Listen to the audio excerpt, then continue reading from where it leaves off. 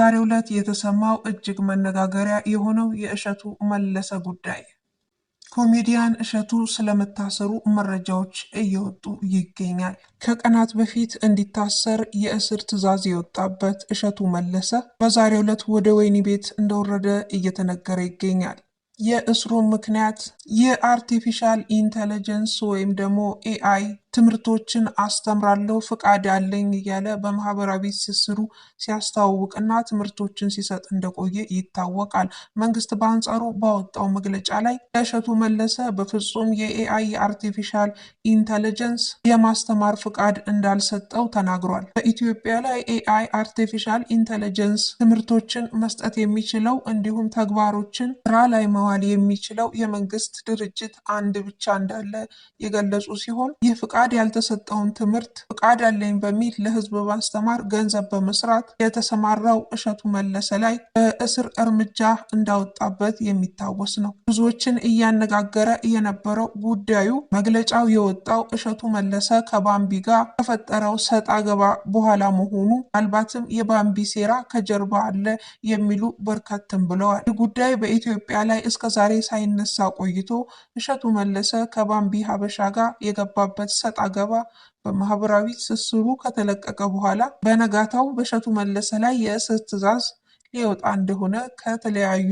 ድርጅቶች መግለጫ ሲወጡ ቆይተዋል። ታዲያ ብዙዎች እንደሚናገሩት ከጀርባው ሌላ ሰው ይኖራል እያሉ ይገኛል። እንዲሁም ባምቢ በላይ አጠፋሃለው፣ አንተን አጥፍቼ እኔም ጠፋለው፣ አሳይሃለው የሚለው ዛቻዋ በእርግጥም እውነት የሆነ ይመስላል። በተደጋጋሚ እሸቱ መለሰ ላይ ስትዝትበት ቆይቷ አሁን ይህ ሲፈጠር ነገሩ አቅጣጫውን ቀይሯል። እሸቱ መለሰ የዩቲዩብ ኮርሶችንም እሰጣለሁ በሚል ወጣቶቹን ዩቲዩበር አደርጋለሁ በሚል ከዚህ ቀደም አንድ ግለሰብ ከ15,000 የኢትዮጵያ ብር በላይ እንዲሁም ከዛ በላይ ቻርጅ እንደሚያደርግ ወይም እንደሚቀበል በጣም ብዙ ሺዎችን አስተምረው ገንዘብ እንደሰራ የሚታወስ ነው። አሁን ደግሞ የኤአይ አርቲፊሻል ኢንተለጀንስ ቱሎችን፣ ኤዲቲንጎችን፣ ሚስጥሮችን አስተምራችኋለሁ በሚል በጣም ብዙ ወጣቶችን ሲያሰለጥን ቆይቷል። ነገር ግን እሸቱ መለሰ እየተነገረ እንደሚገኘው ለነዚህ ስራዎቹ ከመንግስት እውቅናም ፍቃድ ሳያገኝ ለመንግስት ግብርም ሳያስገባ ገንዘብ ወደ ኪሱ ሲያስገባ እንደነበረ ነው የተነገረው። እርግጥ ነው እሸቱ መለሰ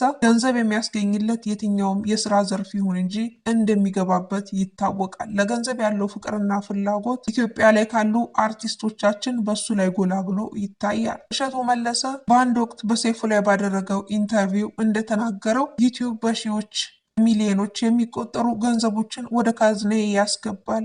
አዎ እውነት ነው፣ ከዩቲዩብ እጠቀማለሁ። ነገር ግን በካምፓኒ ውስጥ በጣም ብዙ ሰራተኞች እንዳሉና ለነሱ ደሞዝ መክፈል አለብኝ፣ እንዲሁም ቀለብ፣ በተጨማሪም የምሰራበት ቦታ የቤት ኪራይ፣ ግብር፣ ታክስ የመሳሰሉትን ነገሮች ሂሳብ ውስጥ ሲገቡ ከዩቲዩብ የማገኘው ገቢ እጅግ ዝቅተኛ ይሆናል ሲል መናገሩ የሚታወስ ነው። መታወቅ ያለበት ነገር ዩቲዩብ ሁሌም ቋሚ ፕላትፎርም አይደለም። የዩቲዩብ ገንዘብ ልክ እንደ አንድ ቢሮ ሰራተኛ ገንዘብ በየወሩ ተመሳሳይ አይሆንም። ዩቲዩብ በዚህ ወር 1 ሚሊዮን ሊያሰራችሁ ይችላል። ቀጣይ ወር በጣም ዝቅተኛ ገንዘብን ልሰሩ ትችላላችሁ። ሁሌም ተመሳሳይ ያልሆነው የዩቲዩብ ገንዘብ የእሸቱ መለሰ እይታ ሲቀንስና ተመልካች ሲያጣ ገንዘቡን በዛው ልክ የሚወርድ ሳይሆን የእሸቱ መለሰ ቪዲዮዎች ተመልካች ሲያገኙ ገንዘቡን በዛው ልክ የሚጨምር ነው። ታዲያ እሸቱ መለሰ ደግሞ ከሰሞኑ እየቀጠመው ያለው ጉዳይ የተመልካች ማጣት፣ የእይታ ማጠር ነው። ትላልቅ ፕሮግራሞችን ብዙ ገንዘቦችና ድካሞችን አውጥቶ ከሰራቸው በኋላ እንዳሰበው በዩቲዩብ እይታ እያገኘ ለመሆኑ በብዙዎች እየተነገረ ይገኛል። ከዚህ ቀደም ድንቅ ልጆች በሚለው ፕሮግራሙ በሚሊዮን እይታዎችን እያገኘ በሚሊዮን ገንዘቦችን እንደሚሰራ ይታወቃል።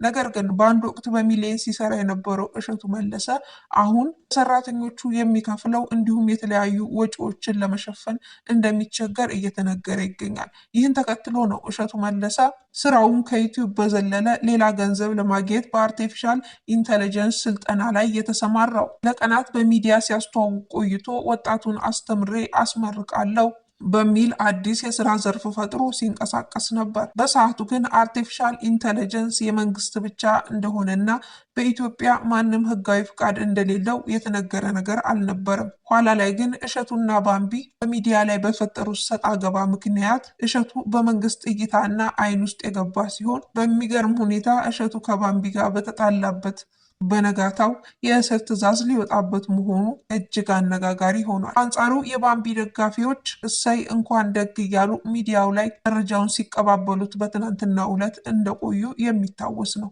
እሸቱ መለሰ መጀመሪያም ከባምቢ ጋር ለዚህ ጸብ ያበቃው ምናልባትም ብዙዎች እንደሚናገሩት የዩቲዩብ እይታ ማጣቱ ነው። አንድ ዩቲዩበር ቀጣይ ወር የሚያገኘውን ገቢ ለማሳደግ ቻናሉ ሲሞትበትና ገንዘቡ ሲቀንስበት የማያደርገው ነገር እንደሌለ ይታወቃል። በተለይ ኢትዮጵያ ላይ ብዙዎች እይታቸው ሲቀንስባቸው ብራቸውን ጥለው በአደባባይ ወጥተው እይታ ለማግኘት የሚያደርጉት ጥረት የሚታወቅ ነው። እናም ብዙዎች እንደሚናገሩት ከባምቢ ሀበሻ በፊት የእሸቱ መለሰ ዩቲዩብ ቀዝቅዞና ተመልካች አጥቶ ነበር። የኢትዮጵያ ሕዝብ ወረተኛ ነውና በአንድ ወቅት እሸቱ ብሎ ተመልካች ቢያገኝም ነገር ግን በቅርብ ጊዜያት እሸቱን እየረሳ መምጣቱ እሸቱን ስላላስደሰተው እሸቱ መነጋገሪያ መሆንና ቻናሉ ድጋሚ እይታ አግኝቶ ገንዘብ ለመስራት ያደረገው ጥረት ነው ባምቢን ለመዝለፍ ያነሳሳው ተብሏል። ብዙዎች እንደሚናገሩት እሸቱ በፍጹም ሀገር ለማዳን ትውልድ ለማዳን አይደለም ሲሉ ሀሳባቸውን ገልጸዋል። እሸቱ መለሰ ትውልድ የማዳን ስራ ከሆነ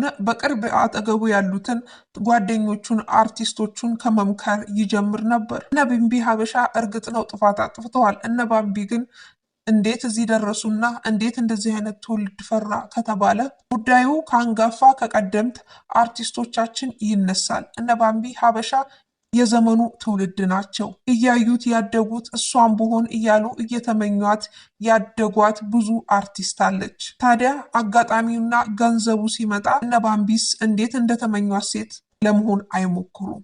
ስለዚህም ትውልድ ላይ መስራት ከተፈለገ ከስሩ መስራት ያስፈልጋልና እሸቱ መለሰ ትውልድ የማዳን ዓላማ ከሆነ ያለው የዩቲዩብ ዓላማ ከሆነ ገንዘብ ለመስራት ነው። ነገር ግን ትውልድ የማዳን ዓላማ ካለው ግን ቅርብ ያሉ ጓደኞችን የስራ አጋሮቹን አርቲስቶችን በማስጠንቀቅና በመዝለፍ መጀመር ነበረበት።